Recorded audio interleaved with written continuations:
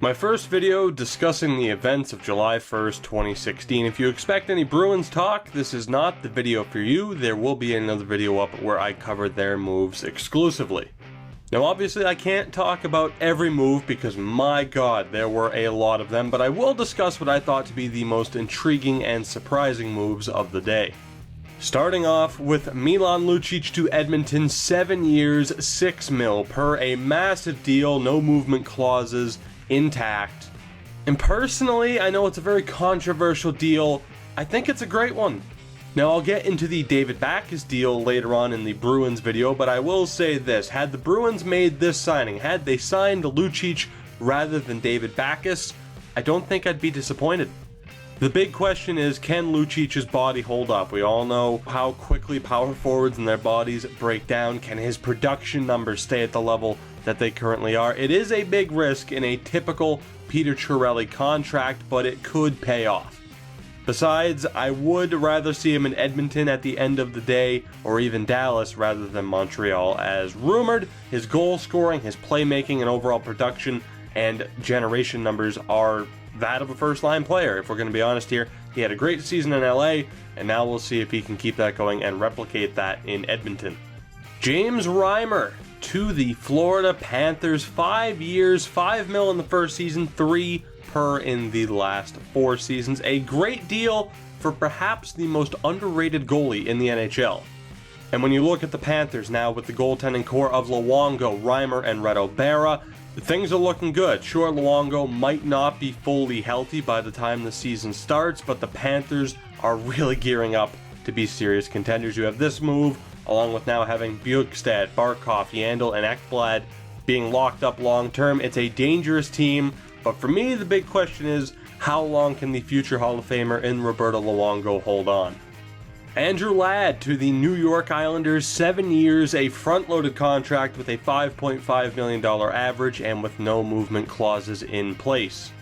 It's a magnificent deal for Ladd, a risky one for the Islanders, but they did secure Okposo's replacement. But with that said, I would much rather have Kyle Okposo, as I'm sure the Islanders would have as well.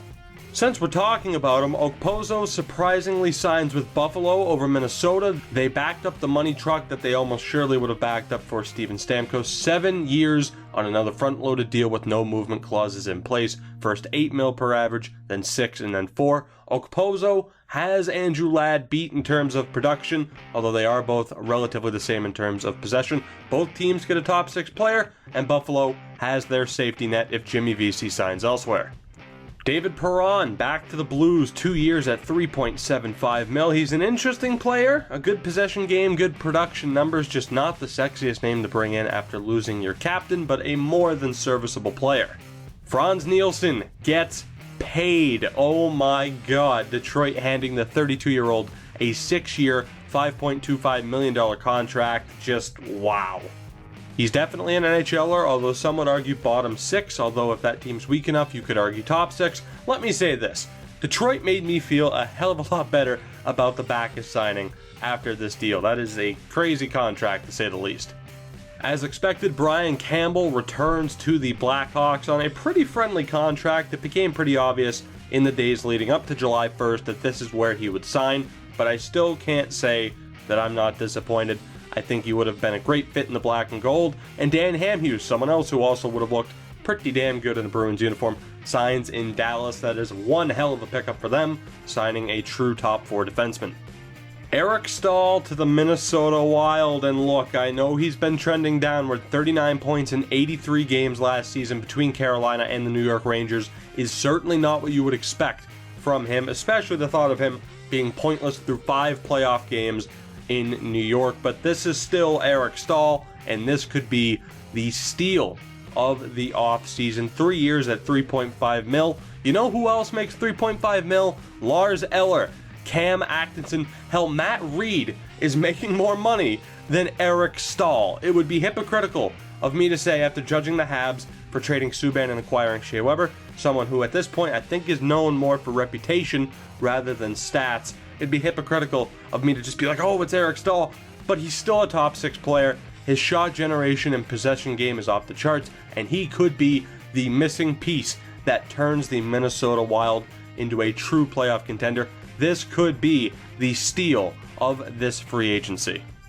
Troy Brouwer became the next guy on the list of playoff performers who turned a single postseason into a massive contract as he signs with Calgary for 4 years at $4.5 million per.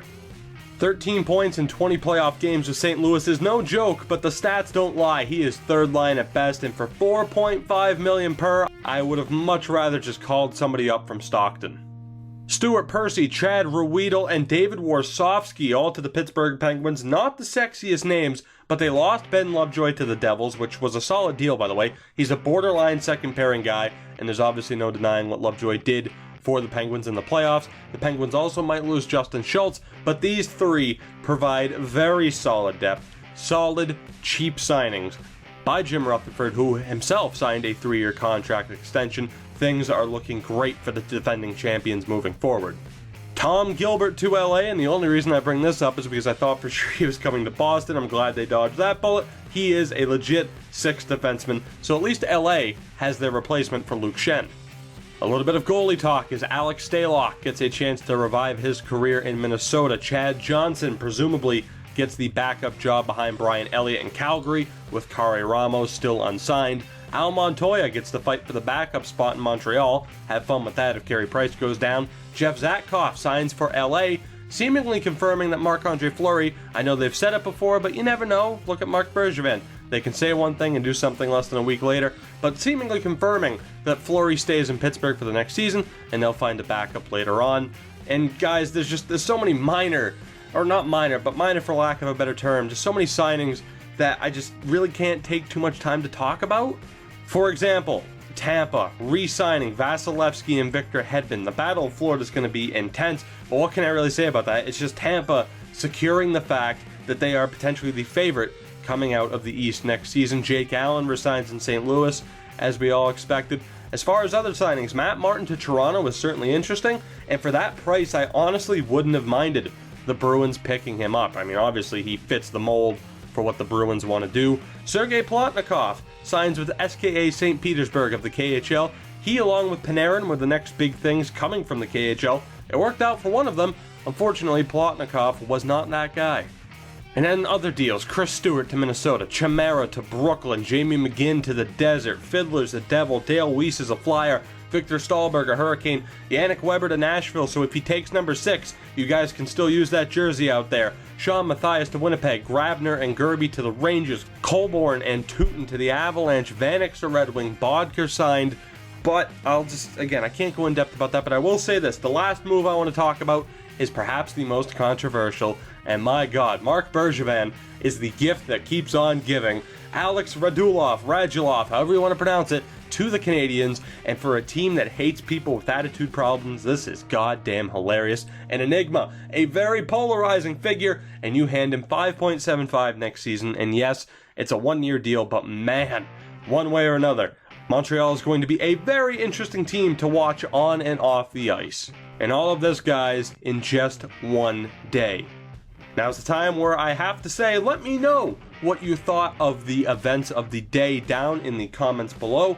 Again, I'm always intrigued to find out who watches my videos and what team they root for. Let me know not only of the moves that your team made, but of course the big moves of the day. Lucic, Eric Stahl, and the like. But guys, as always, I thank you so much for watching. If you have enjoyed, make sure to hit that like button, subscribe for more, and I will see you guys next time.